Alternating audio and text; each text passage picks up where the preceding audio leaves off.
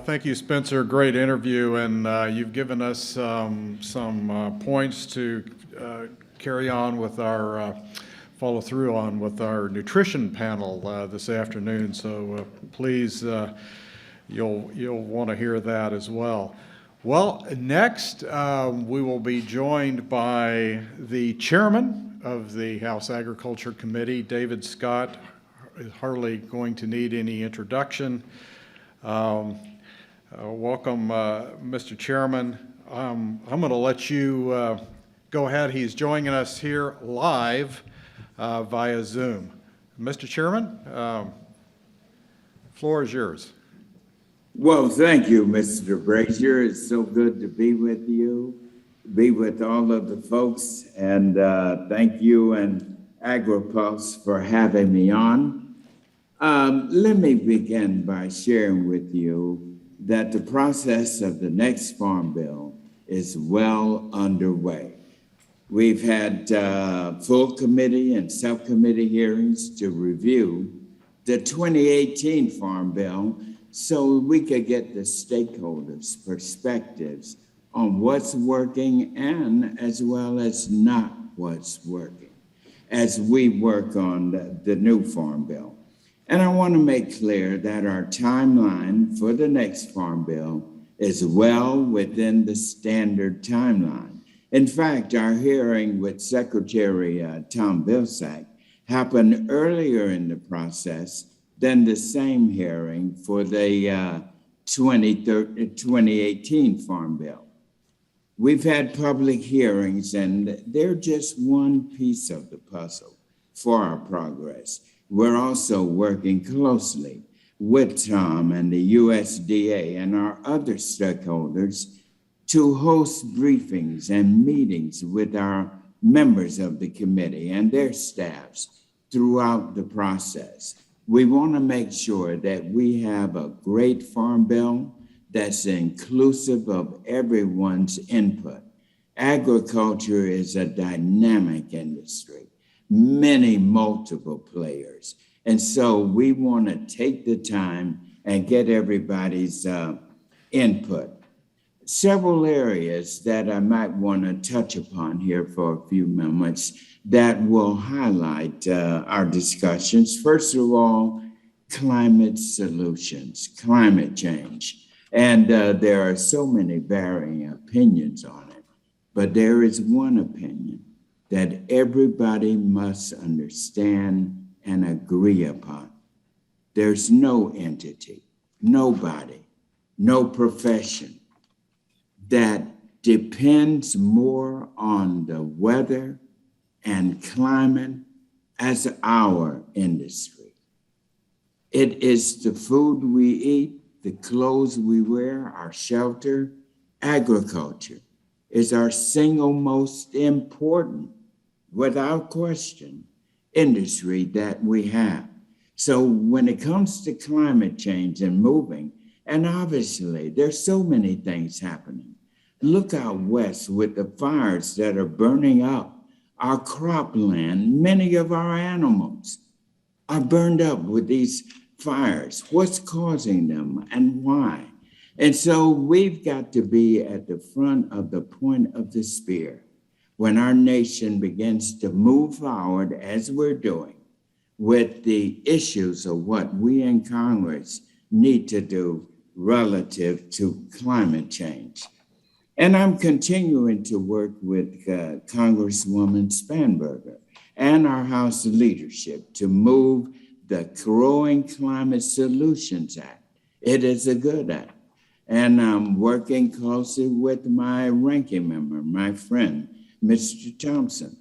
Climate change poses a risk, a great risk, to American agriculture, American forestry, and we must recognize that stakeholders and our agriculture producers and foresters are a key part to this solution.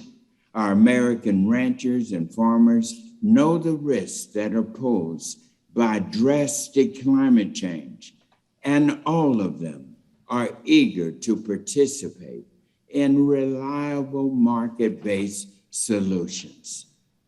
Another area that we must address very, very thoroughly and fairly, and that is SNAP and nutrition.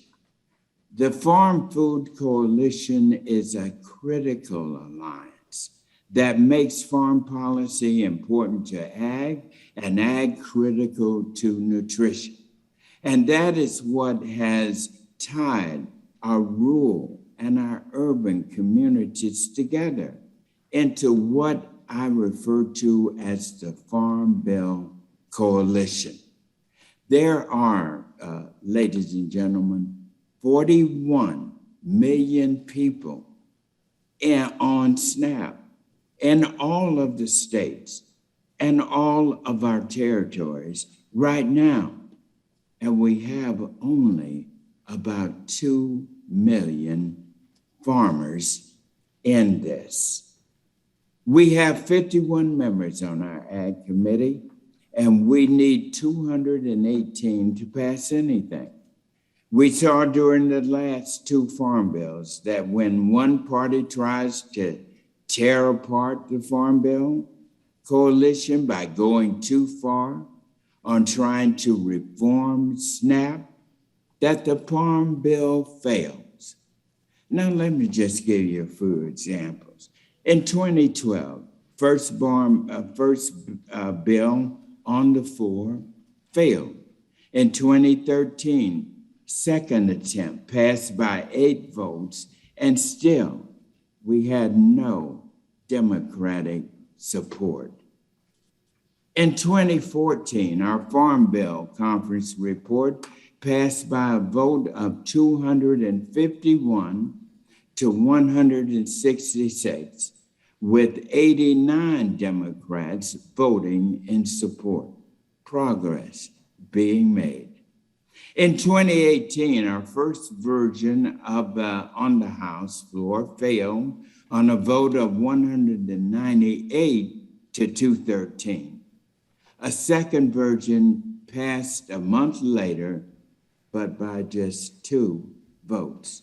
Our 2018 Farm Bill Conference report passed finally with a 369 to 47, one of the largest margins in recent history.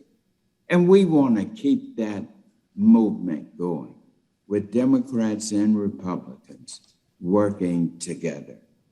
Another area that we've addressed and really need to and must and will be included in this Farm Bill.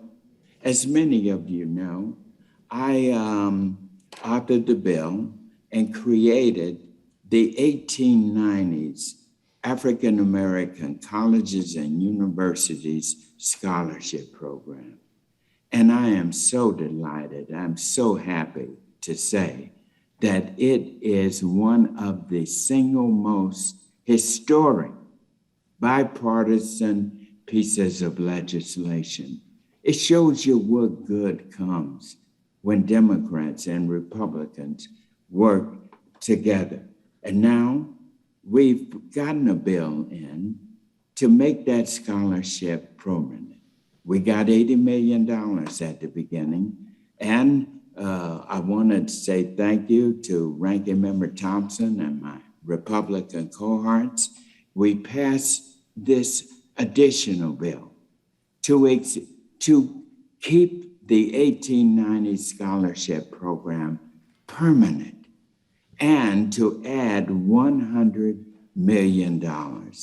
And that's so important because this wonderful world of agriculture is for all of us. And the African American community are the pioneers of agriculture in the fields, plowing the fields, cropping, bringing in the harvest.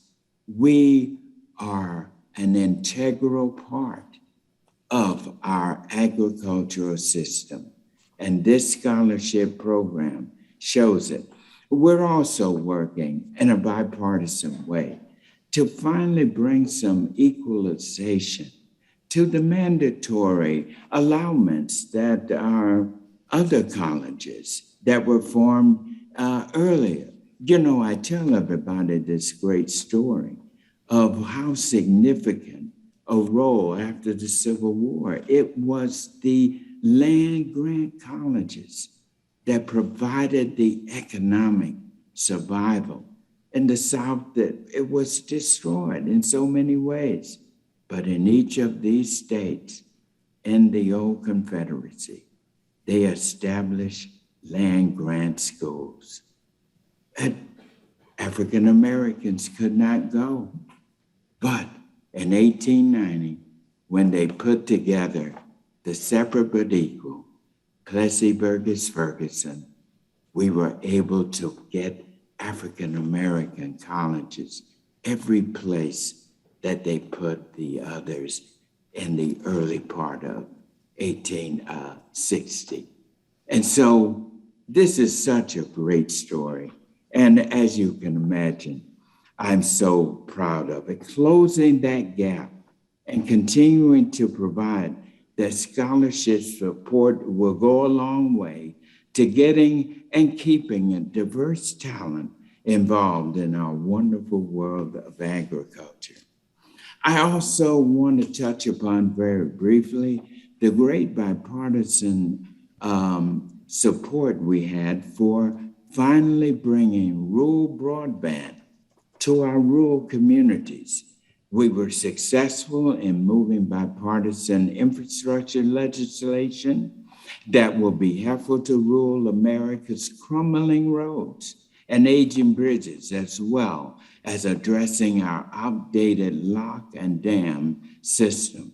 We need to maintain a competitive advantage so our agriculture producers can get their crops to market.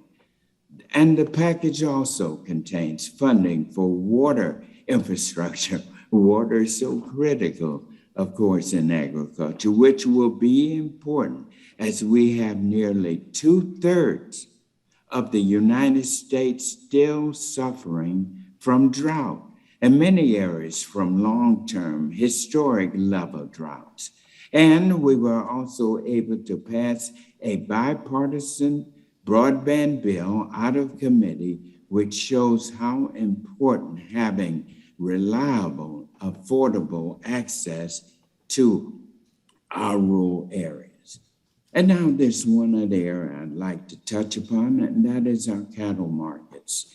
We've been waiting for word from the Justice Department regarding the impact of the market of the fire of the Kansas packing plant, as some of you remember, back in 2017, even before the department requested information from the 4 beef companies. And as we await word on the DOG on their take on the cattle markets, we're seeing food prices rise at an alarming rate. We're also seeing profits rise. So the question continues to be asked about whether there is anti-competitive behavior taking place.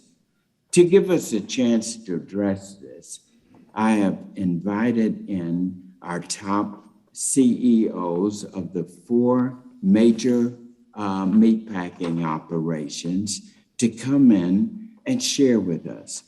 I'm also inviting in some of our farmers, our ranchers, and our cattlemen. I think we all know that there is a challenge here, but our farmers and our ranchers are suffering greatly as some of the other areas of our supply chain participants are making record profits. We all know that there have been charges being made of collusion and all of this. It is most important that we get these 2 sides in before us and hear from the CEOs of the top 4 meatpacking operations, hear from the farmers and the ranchers who are the ones who are providing the meat, who put the years of toil and the years of their own sacrifice into ranching. We need these 2 to come together and be able to move this great industry forward. And we're looking for that hearing on April 27th. And so I would like to conclude my remarks with saying I have a wonderful staff who are working very hard, and I am so delighted to have this opportunity to be chairman of this outstanding committee. Thank you, Mr. Brasher. Thank you. One quick question. We took a poll here earlier, and there was a strong majority who said it was very important, that there be more funding for conservation in the next farm bill. You had funding in the Build Back Better bill, which is essentially dead in the Senate. Yeah. Is there any real confidence that that money is going to get passed, or does agriculture need to realize that the next farm bill is probably not going to have more money for conservation? No, I do not. We need conservation. We need the money in there. We did lose several agriculture-related pieces of money in the Build Back Better. That was a large package. But I assure you, we are moving on the conservation. We've also moved on some of the other areas to find monies that we can move within our farm bill. And we'll find a way. Conservation is extraordinarily important. Okay, well, thank you. Thank you, Mr. Chairman. I appreciate your time. Thank you. Very much. Appreciate it. Thank you. And we'll now turn our attention to this message from another gold sponsor, EDGE. And please listen to the video, because I'm going to be back with some very important directions about lunch. Hi, I'm Brody Staple, a dairy farmer and president of EDGE Dairy Farmer Cooperative. As a farmer, I appreciate the opportunity to represent my peers at the table for such important discussions in the agricultural community. As the third largest dairy cooperative in the country, EDGE advocates for farm families throughout the Midwest on federal policies. We make sure that the voices of farmers are heard. As the spotlight starts to shine on the 2023 Farm Bill, let's be sure to put an emphasis on the word farm. Whether it's environmental sustainability, risk management, food security, or any number of other things touched by the legislation, we know that farmers can drive solutions. So hear for yourself from some EDGE members who are focused on the future in the areas of sustainability, technology, and consumer trust. For our farm, the most important part of sustainability is to have a consumer that wants our product and trusts us. To do that, we have to show them what we do for the cows, how we take care of the land, and what we do to conserve our natural resources. I think we have to embrace technology.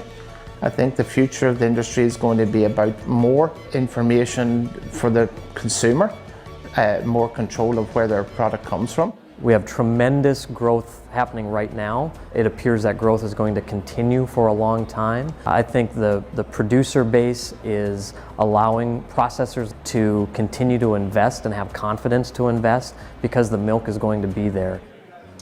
As the Farm Bill conversation expands, decision makers have an opportunity to show even more leadership by connecting with farmers and sitting together at the table.